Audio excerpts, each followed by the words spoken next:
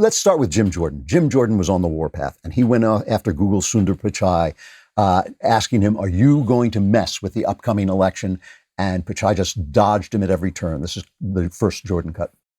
Mr. Pichai, is Google going to tailor its features to help Joe Biden in the 2020 election? Congressman, we approach our work, we support both campaigns today. We think political ads is an important part of free speech in democratic societies, and we engage with campaigns, according to law, and we approach our work in a nonpartisan way. It was a yes or no question.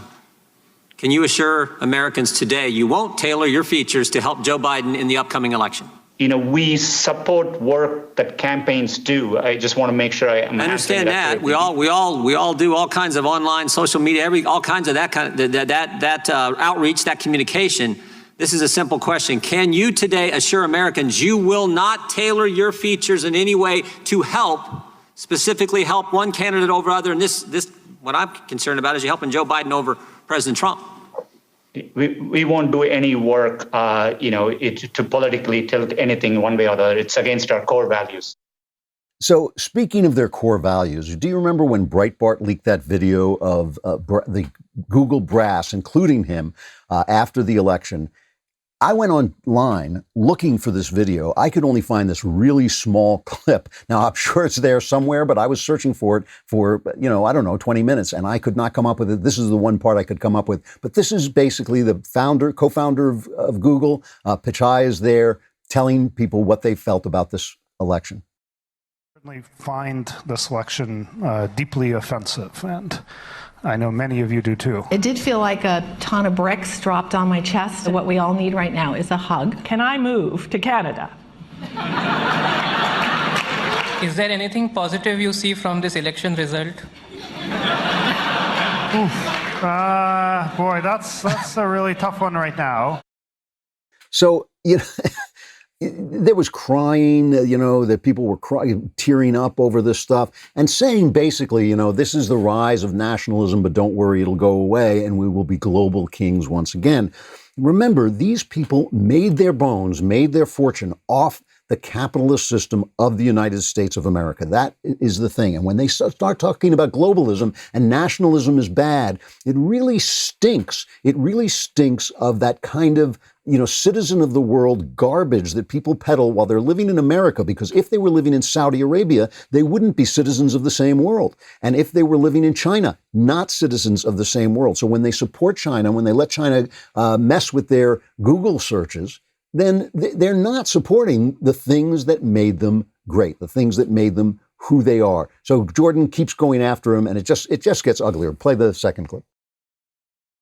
We have the history of all the things Google has done and the history of what happened in 2016 in the election, where they obviously, according to one of your multicultural marketing executive, tried to help Clinton. And here we are 97 days before the election, and we want to make sure it's not going to happen again. Can you give us two assurances? One, you're not going to try to tailor your features, configure your platform in a way to help Joe Biden. And second, that you're not going to use your search engine to silence conservatives. Can you give us those two assurances today? Congressman, on our search engine, conservatives have more access to information than ever before. And we appreciate that. That wasn't the question. Can you assure us today you're not going to try to silence conservatives? And can you assure us today you're not going to try to configure your features, as Ms. Murillo said you did for Clinton in 2016? Can you assure us today you're not going to do the same thing for Joe Biden in 2020? You have my commitment. It's always been true, and we'll continue to conduct ourselves in a neutral way. But they haven't done that. They haven't done it. And it is fun. And the thing about it is, I'm not even sure they're silencing conservatives. I think they're silencing nationalists. See, I think they are using excuses to get at people who basically think the country is being taken away by the globalist left. And the globalist left is on the side of doing that. I mean, Mary Gay Scanlon, the Democrat from New York, she goes after Jordan and says, well, this is all conspiracy theory. And that was one of the kind of dramatic highlights of the thing. Thank you, gentlemen. I'd like to redirect your attention to antitrust law rather than fringe conspiracy theories. Mr. Bezos, Our investigation... Mr. Chairman, we have the email. There is no Excuse me, free... it's not your time. Mr. Jordan, you do not have the time. Please be respectful of your colleague. Someone She directly controls the time. Put your mask on. Put your mask on. Mr. Jordan. Mr. Raskin. Mr. Jordan. You want to talk about masks. Mr. Jordan, Ms. Scanlon. Why would the Deputy Secretary of Treasury unmask Michael Flynn's name, Mr. Raskin? And what I want to know is, when someone comes after my motives for asking questions, I get a chance to respond. The gentlelady is recognized. So that's, it's just true that the Democrats are on the side of censorship. Of course they are. Of course they are. And of course these guys are. I keep going back to this Tim Cook speech he made before the Anti-Defamation League in 2018, when he said, yes, we're going to defeat hate, while the audience applauded, and that the conscience of billionaire CEOs are going to lead us to the promised land. Here's just a clip from that. From the earliest days of iTunes to Apple Music today, we have always prohibited music with a message of white supremacy. Why? Because it's the right thing to do. And as we showed this year, we won't give a platform to violent conspiracy theorists on the App Store. Why? Because it's the right thing to do. My friends, if we can't be clear on moral questions like these, then we've got big problems. At Apple, we are not afraid to say that our values drive our curation decisions. And why should we be?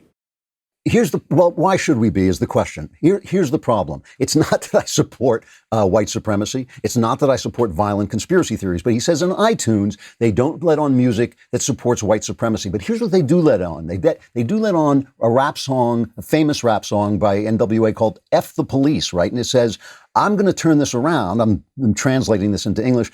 Put in my clip, yo, and this is the sound. Yeah, something like that, but it all depends on the size of the gat.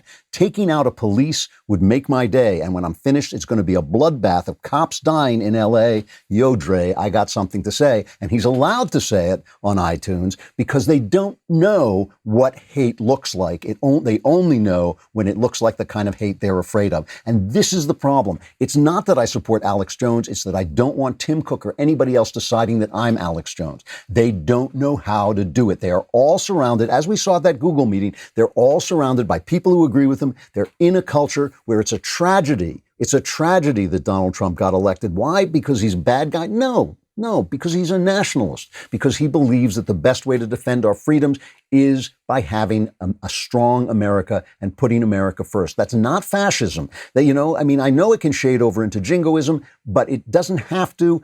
And we do have to have the structure of an America that believes in the Constitution to protect the Constitution. Who the hell do you think is going to do it if not us, the United Nations? I mean, that's a laugh. That's a laugh. All they do over there is, attack Israel. So we know that these guys are like this. We know that they're biased, and we know that they don't know they're biased. And that's the problem with, trusting to the conscience of a CEO.